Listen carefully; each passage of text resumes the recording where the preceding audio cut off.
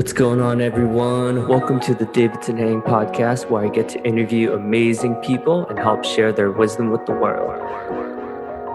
Let me know your takeaways and feel free to connect with the guests.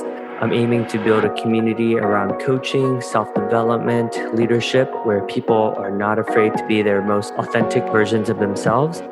You can find us on video by searching the Davidson podcast on YouTube. Welcome and enjoy the ride.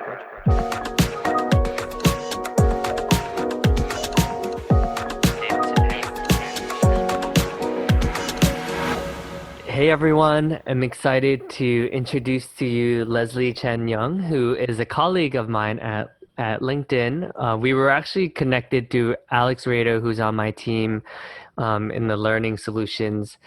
She does many cool things. She has an amazing podcast called Seeds about personal finance and wealth. And she also started her own company called Commonwealth Coaching, and she's on the Talent Insights team at LinkedIn. Welcome, Lesley. Nice to have you. Thanks, Davidson. So excited to be here on your show.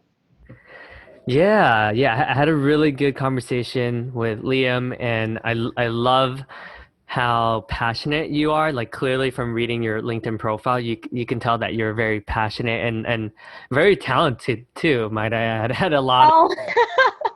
You're way too kind, Davidson. I think the passion is the bigger driver there, and I'm lucky to be surrounded by folks that feel similarly like yourself.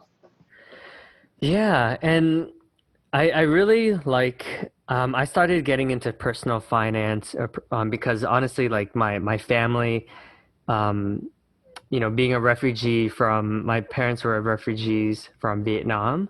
A lot of times they were in survival mode, right? So we never have bought a house before. They never saved up anything. Like, as soon as we were living paycheck to paycheck most of my life. So growing up, I guess I didn't have the best like people to model after, in my parents. But, I think my curiosity has led me to listening to so many amazing podcasts. And yeah, when I found out about your podcast, I was like, oh my God, this is amazing. Like, there's not many people doing what you're doing, especially for your audience as well. Yeah, no, definitely. And I feel like your experience, your family's experiences, while of course absolutely unique to you, are similar to that of, for example, my family's experiences. I think the immigrant story, at least for me, with my family coming from Jamaica and being first generation American here, it doesn't stop at the generation that migrates. It doesn't stop at the generation that's born in the new country. It continues. And that is a huge motivator, Davidson, for me to try to help dispel a lot of the personal finance fears and anxiety among people, and especially among people that might be first generation wealth builders. So can totally relate. And I'm just so excited to find like-minded people who want to take that background and still turn that into something successful here in the US. Yeah, and I know a lot of people that I think one of the advantages of being, a first generation, and I do think, like, we tend to be, like, very hardworking. Yeah. Because I didn't grow up, with a lot of wealth.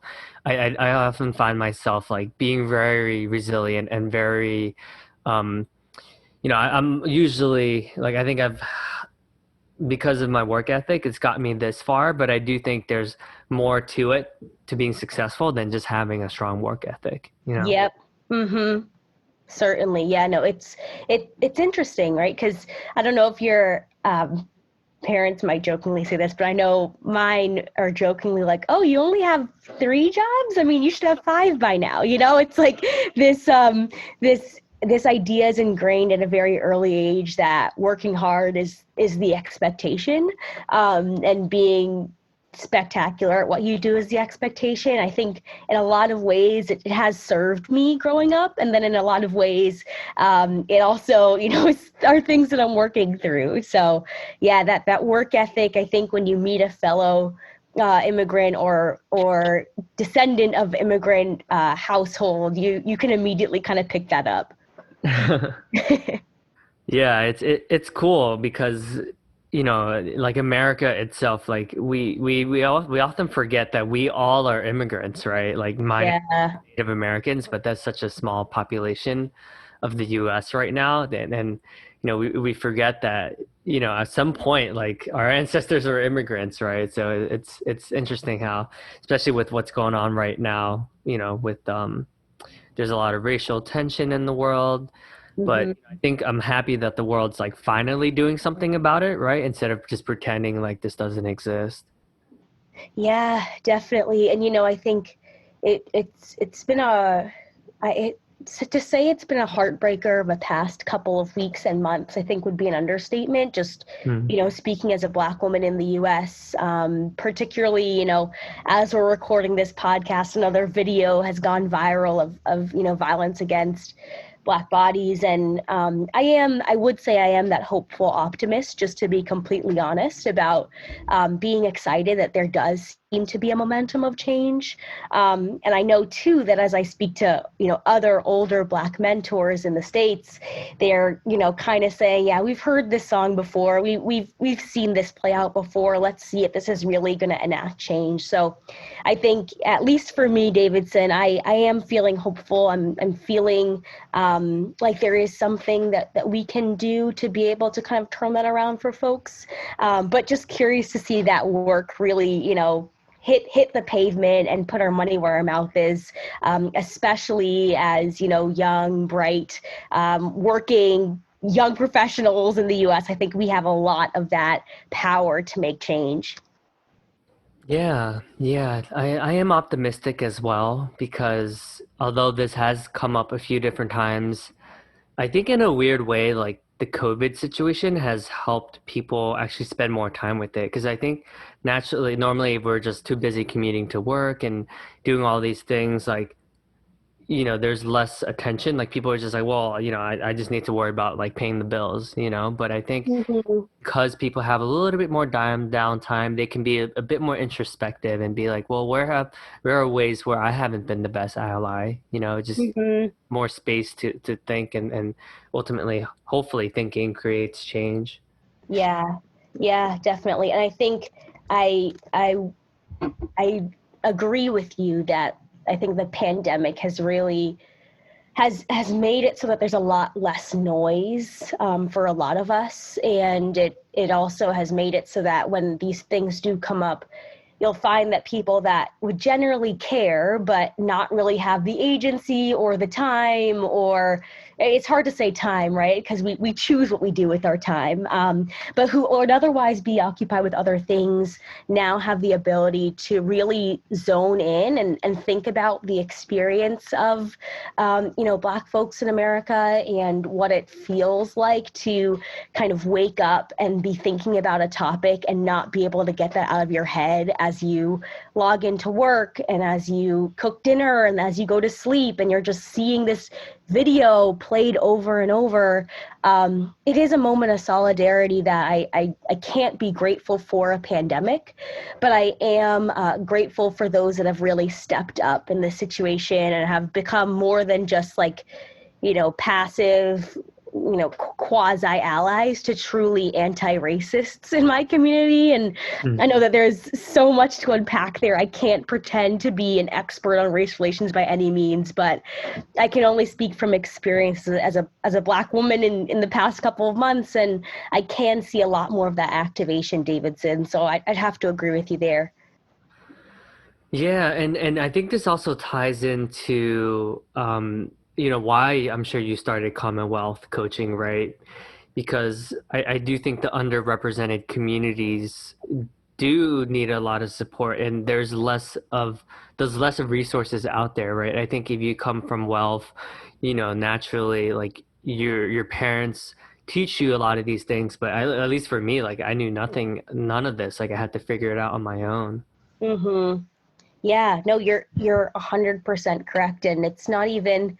I mean, you can talk about the immigrant story. You can talk about, just what our education system in the US prepares you for, and both don't prepare you to manage your money in a way that actually enables and empowers you, which is such a shame, a missed opportunity. And especially, as someone who wants to be able to build wealth, not just for my nuclear family, but for my large extended family, as someone who wants to be able to have that, cross-continental continuous relationships as I continue to grow up and as I have kids of my own, it's so important. And I realized, I was actually quite scared, to be honest, but I realized that if I didn't get this right, if I didn't know how to apply all of the, book smarts that I had acquired through my years of studying in the US, if I didn't know how to channel that into how to actually make that grow in wealth for me,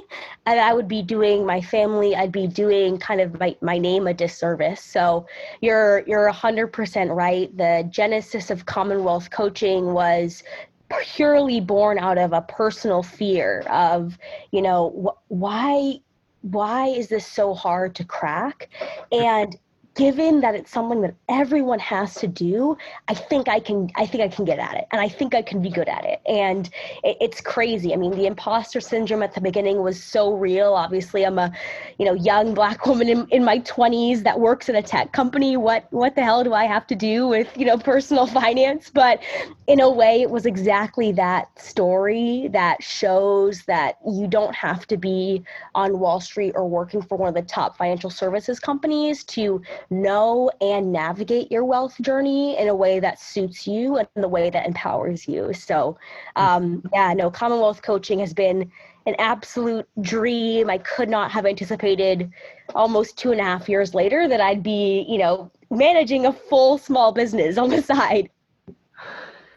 Yeah, that's really inspiring because I do think, a lot of people are almost paralyzed by the fear of imposter syndrome, right? And I'm sure you've had your fair share of struggles and like you said, like you're often the only young millennial Black female, right, in a lot of these situations, especially in the world of like finance too and wealth generation.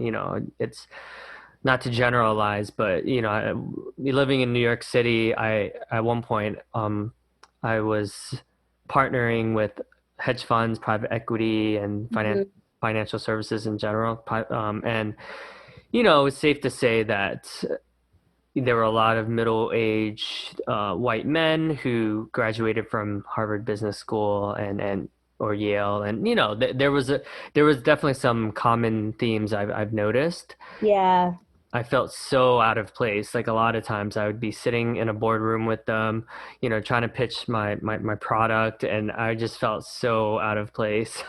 Yeah. No, it's so like pervasive, right? I mean, you felt it. I mean, we're neither of us are that straight white male, and no shade whatsoever if that happens to be your demographic. But in so many of these corporate spaces, if you don't have that race or that family background, you immediately feel like an outsider. And although I wasn't, in your shoes, on the pitching side, even with Commonwealth Coaching, I've been seeking out mentors and have been exploring or dipping my toe in what it looks like to potentially look to the VC space for our next phase of the business. And countless mentors have told me, Lesley, no, don't even bother going to VC.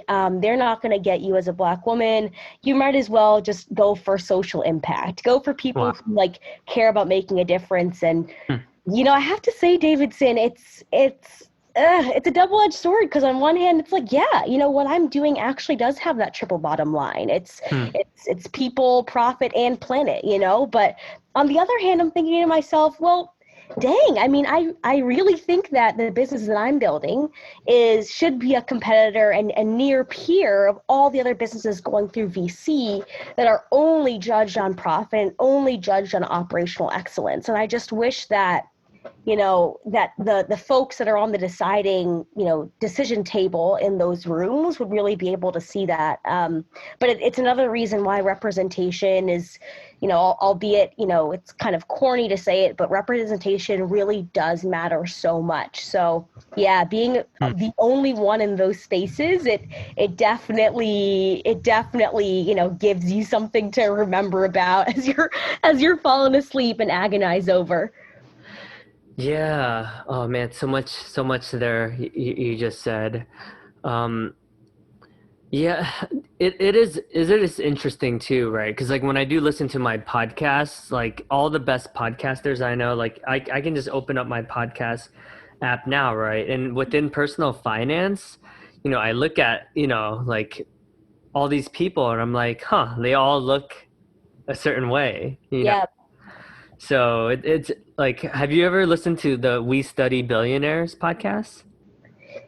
I don't think I have, Davidson. Should I add that to my list? You should. That was the one that got me really into this space, and then Planet Money Oh, really enjoyed as well. you said Planet Money, right? Yeah. Yeah. Oh, yeah, yeah, yeah. No, that's a classic. But We Study Billionaires. I'm adding that to my Spotify podcasts right now. And then Money for the Rest of Us is another one that really got me interested into this. Nice. Okay. Um, but yeah, no, I do. It's interesting because even within the podcast space, like I do see there's a lack of diversity, right? Anything media related, like that. Mhm. So happy, like when I heard about your podcast, and I'm always like, yes, like we have it. Yes, yes, 100%. The representation is important, and especially when you think about, the thing that matters most to me, which transparently is within the finance world, helping people to identify that confidence and that pathway forward. It is really hard to build confidence and a path atop a rocky foundation of feeling like you don't belong, or feeling like you're doomed from the start, or feeling like you're not supposed to be good, air quotes, on this. And so I feel pretty strongly that in using my story, maybe falling down a few times, finding success in other times, I hope that I can be someone that helps other, people that might be classified as, the underdog, or, not the typical norm or average, to really find themselves in the space. Because I think there's so much potential, not only just from a wealth generation standpoint, but also just in terms of finding that life that fulfills you. And I don't think we get enough of that education as we talk about, the K through 12 system, even the college system in the US. Hmm. Yeah, I mean that's a pretty big thing to tackle, right? Yeah. So 12 feet.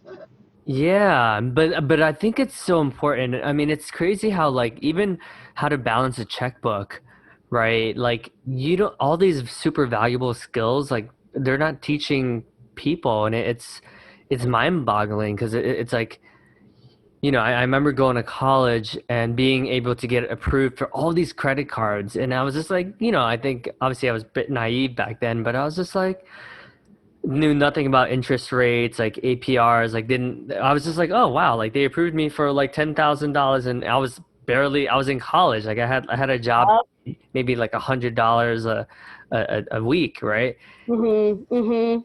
I've made way too many mistakes, like even to the point where I almost filed for bankruptcy at one point. Like I was just so depressed and lost and confused. So, I think that's great what you're doing. Yeah. No, and your story, Davidson, is so unfortunately common for so many people, and with something as small as those credit cards. I mean, it's like you near graduation of high school, and all of a sudden Discover is sending you like blank credit cards in the mail to your home address, and then you get to Yeah. school and it's the same thing. And this is something I actually routinely argue with my dad about, whom I love very dearly. But I truly think that in the credit card industry, especially in the US, that there is a little bit of a predatory aspect to what's happening, particularly with younger people, that you don't know what interest is, and you get kind of, roped in by this, 0% interest for the first Mm. 18 months, and and all of these different kind of cashback or point systems that get you excited about the potential. But at the end of the day, the very basic understanding of what a credit card is not something that's required to start to get involved in this space. And so the majority of my clients within CWC, I'd say about 50%, are working through some kind of debt, and a lot of folks are working through that credit card debt because it does tend to be that, continuous almost snowball down a huge mountain where the interest is so high on these cards that it ends up just completely overcoming your life. So Yeah. I am so sorry that you went through that experience, and I do hope that you found some, some guidance, or just were able to start finding your way out of it, because I can empathize with how just terrifying it is to be in that space. Yeah, I mean, to be honest, like it was pretty scary, and they're like, luckily, like I've done a lot of work, and we just bought a house, so we're moving into new construction, and I'm getting married, and Oh, congratulations. thank you. So just to say, I was sharing with you all that just to say that, like, I'm in a good place now. It took me a while to really take responsibility and stop Mhm. the victim game, and stop blaming it on, oh, well, my dad didn't teach me anything, or my parents also went through bankruptcy, like, like I can't Yeah. the world and how life's unfair, and all this stuff. At the end of the day, like it's up to me to just be thoughtful, and just educate myself, right? Whether it's through books and podcasts, and hiring a coach, like things like that. Yeah. Yeah, Davidson, I know this is your show, but as a coach, I'm just so curious, like, what helped you transition from that, as you put it in your own words, that victim mentality into kind of one that was more victorious? Well, yeah, I mean, if I looked at the theme, and if I looked, I'm like, okay, I'm borrowing money from my friends. Like, I'm living paycheck to paycheck. Like, I'm taking vacations, like, in college, where like I shouldn't be, right? Because I don't have a full-time job yet. Mm-hmm. I think after a while, you start to like look at all these common trends, and you're like, huh, like I'm like the common thread with all of this, right? Right. I think hiring a coach was like Yeah, yeah, the first thing that got me thinking, because the coach helped me like realize, like, hey, like, where else does this show up in your life? And I'm like, oh, okay. So I started taking responsibility. I mean, it took a while, right? I wouldn't say it was like it was a journey that was like a lot of ups and downs. So some days, like, I'd be like, oh man, like I'm killing it, I'm making a lot of money, and then I'm like, but why am I still living paycheck to paycheck, you know?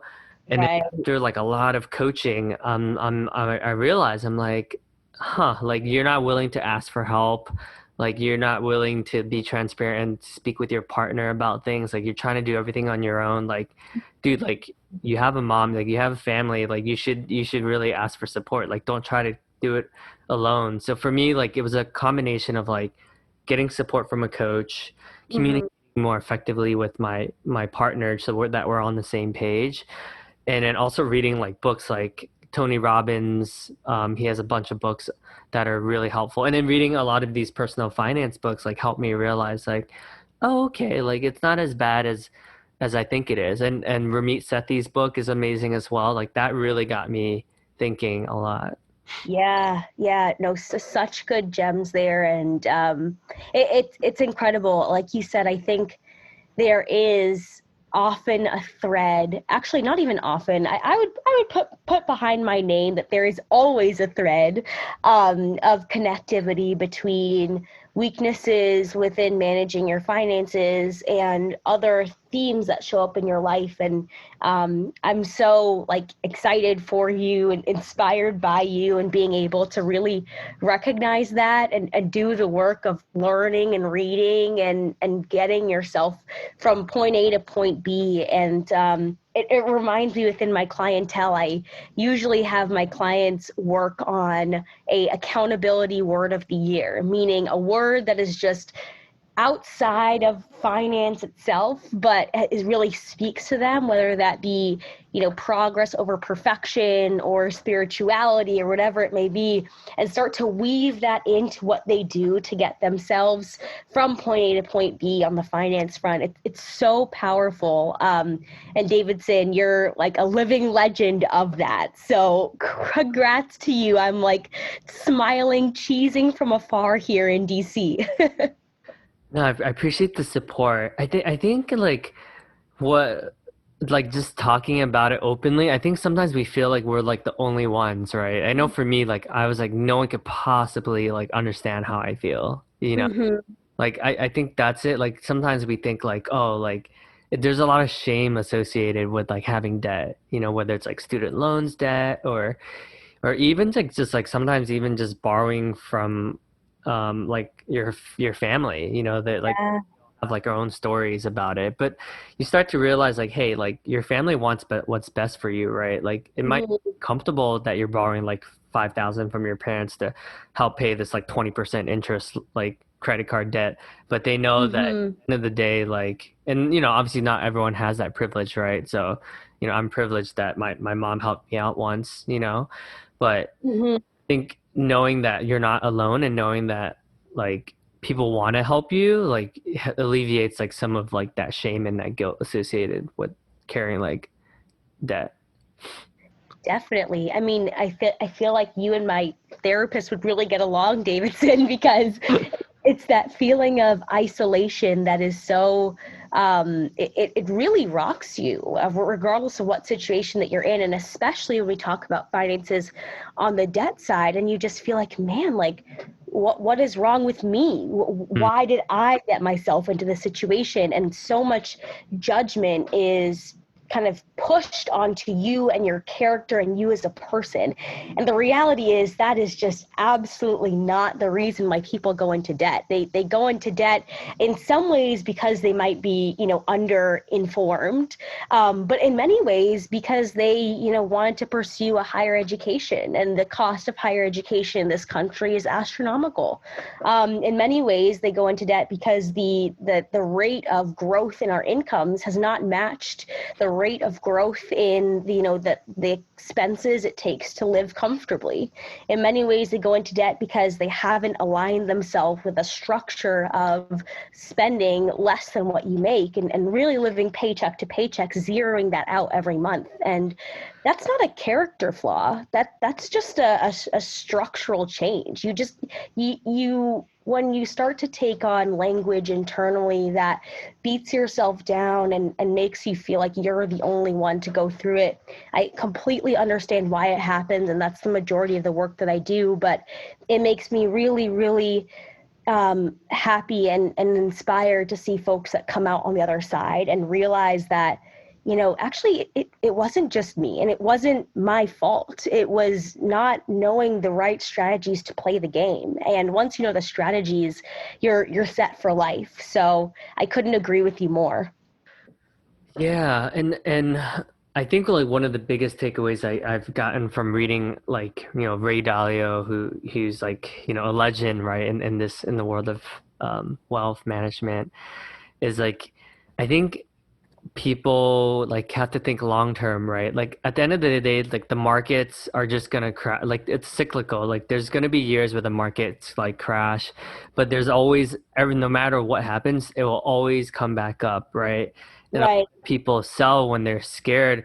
And then that's when you should be buying, right? It's like when there's a recession, like that's where you, and then but people do the opposite because they just follow like the herd mentality, and Hmm.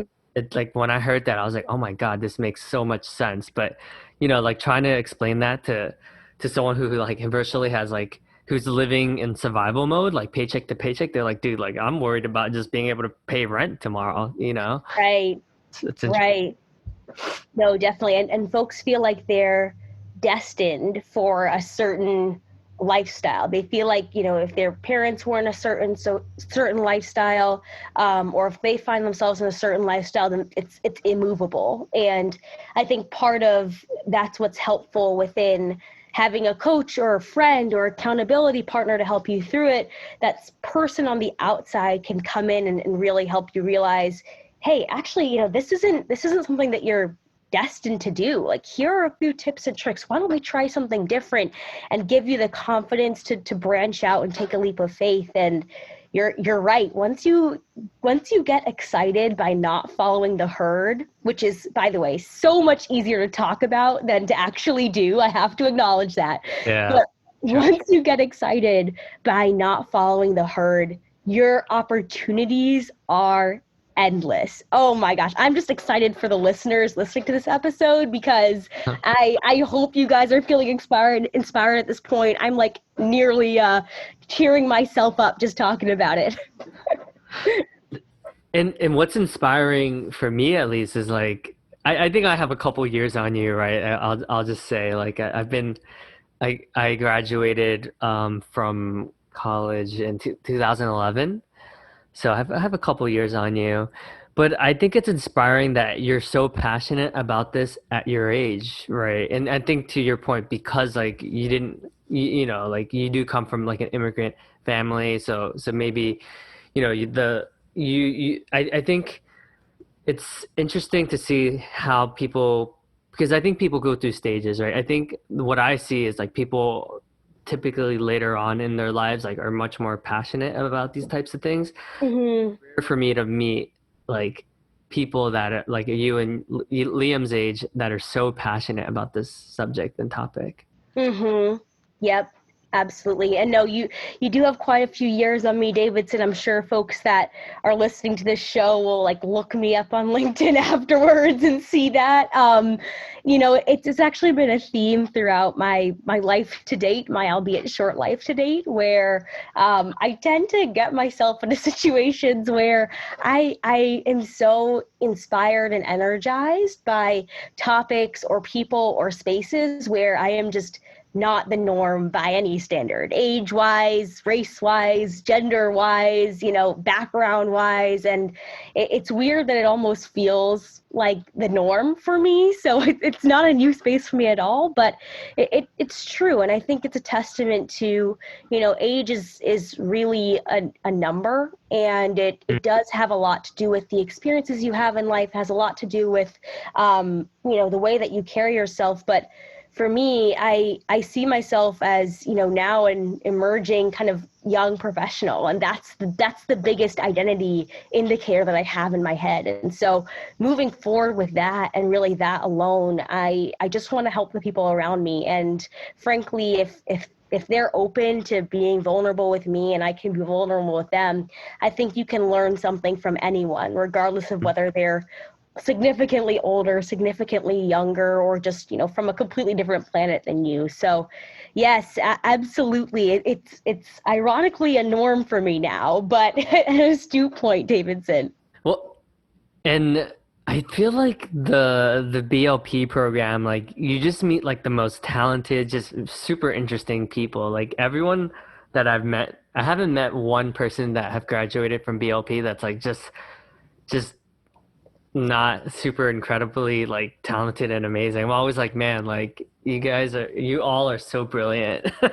Oh, I appreciate you. Shout out to BLP at LinkedIn. They are a recruiting team of rock stars. And I think I have to plug, my short sales background. I think if there are any kind of, recent grads or soon to be grads out there, a lot of that confidence, a lot of that drive, a lot of that go-getter attitude is internal, but I think that it becomes almost exacerbated or exemplified once you start to get into the business world and start to even get some sales under your belt. And I talk routinely, even as a founder and even as someone who's not in sales right now, about how incredible that experience was to really help me get my confidence and help me think about what kind of storyteller I want to be. So yeah, all that to say, if there are any listeners out there who are curious, feel free to connect with me, shoot me a message. I'd be happy to help you along the way.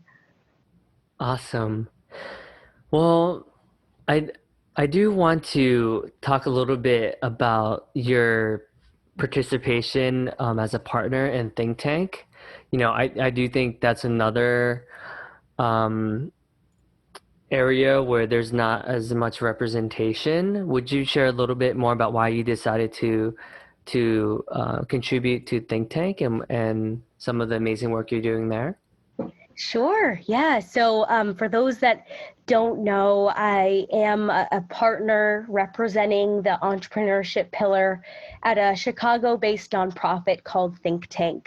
The nonprofit is relatively new. It was formally founded in this summer, but we've been working on it for the past, I'd say, about year and a half with the founder and a good friend, Evan Ward, a graduate from Howard University. And our mission and vision with the think tank are really just to help to elevate that next generation of young Black professionals across their professional development, their ability to generate wealth, and their ability to pursue entrepreneurship, whether that be within their own corporate roles or as founders of startups and small business themselves. And the entire, inspiration here is to really help to close that wealth gap, to be able to help young Black excited students and professionals in this country to elevate themselves and elevate their communities as well. So with that as our background, obviously a mission that I care about very deeply.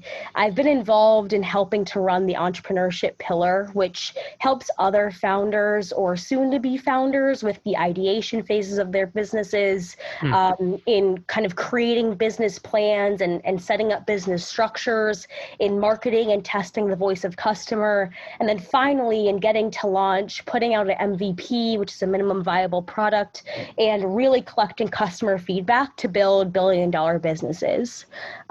It's been an incredible ride so far, and I co-lead the entrepreneurship pillar with another good friend, Nick Fox, who's based in Chicago. And so far, I think being around founders is always something that I love to do. I would be hanging out with them regardless, but to be able to be involved at the partner level is quite humbling, as I do get to play a part in sort of steering the ship for other founders that might be in different stages along the journey. Amazing. And you're so humble too. Like it's you have like no like arch nemesis. Like I don't know, you're just like such a swell human being. Like it's Davidson, you're way too kind. true. Like it's awesome when you meet people and you're just like, dude, like you're just freaking killing it at life and you're super like humble about it, which is like makes it like so lovely. I appreciate it. I think it might be that immigrant hustle we talked about. It's just I can't imagine going through life and not trying to in some way help the people that are around us. And I know everyone does that in a different capacity, but at least in this season of my life, it's like, how can I be as involved as possible? So no, I appreciate it, Davidson. And just know there are a lot of other folks like you and like me that are kind of doing that great work. So it's fantastic and energizing to chat with you as well. Thank you. Well, last question before we go. I'm curious, like, what are some takeaways you've gotten from your podcast? Like, I know it's like a relatively um, newer venture, but I'm curious. Like, it seems like you're seeing a lot of traction. It seems that you're reaching a pretty international audience too.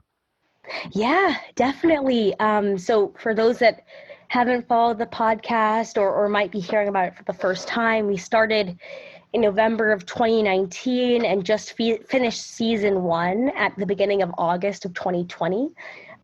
Reached, I think, I think our reach might be just around 10 countries internationally and just over 40 states within the US itself. So yes, in short, Davidson could not have imagined that reach so far. And so there are a couple takeaways that I've learned, and I'll share 3 with you and your listeners today.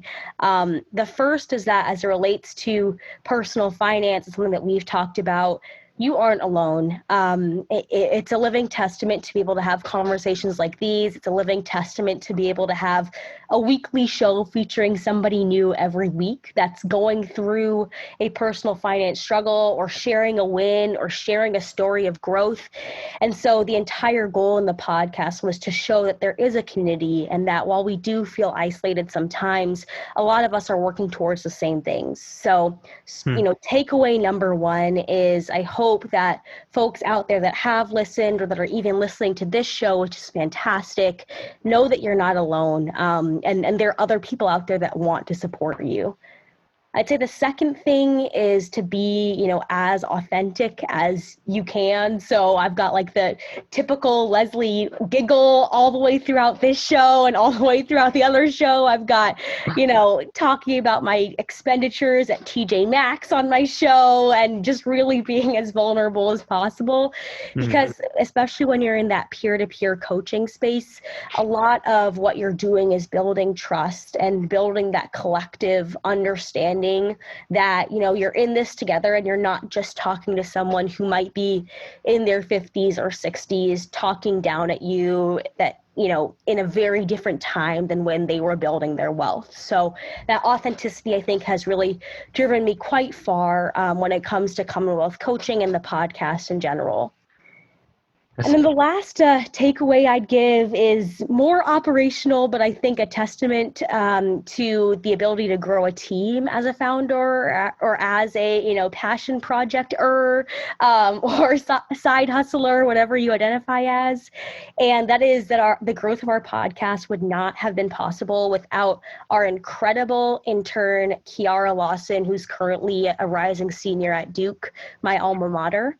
And what she's been able to do with the podcast in terms of social media engagement, activity tracking, and just in general optimization has been absolutely brilliant. We were looking for an intern in early January of this year, and I can't imagine kind of going through this without her. And so that final plug is for any of those side hustlers or, entrepreneurs out there that are thinking, okay, I got to do all this by myself.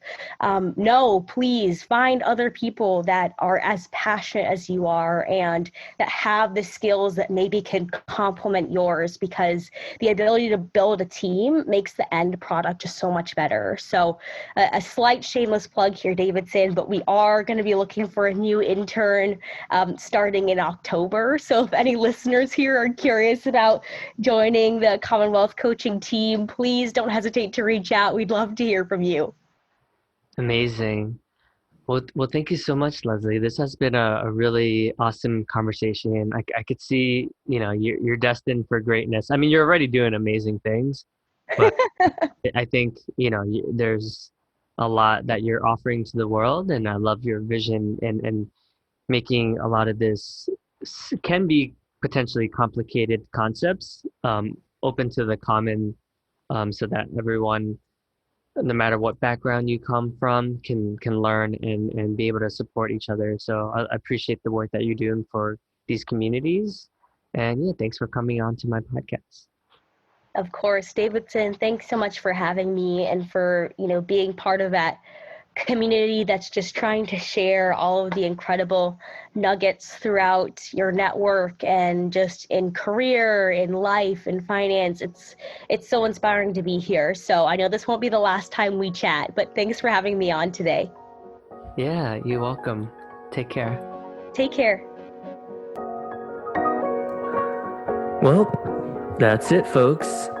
Hope you enjoyed this episode. Please subscribe and let me know what your thoughts are. If there were any takeaways, I welcome all positive and constructive feedback, and hope you enjoy. Stay tuned for more interesting stories and guests. Take care.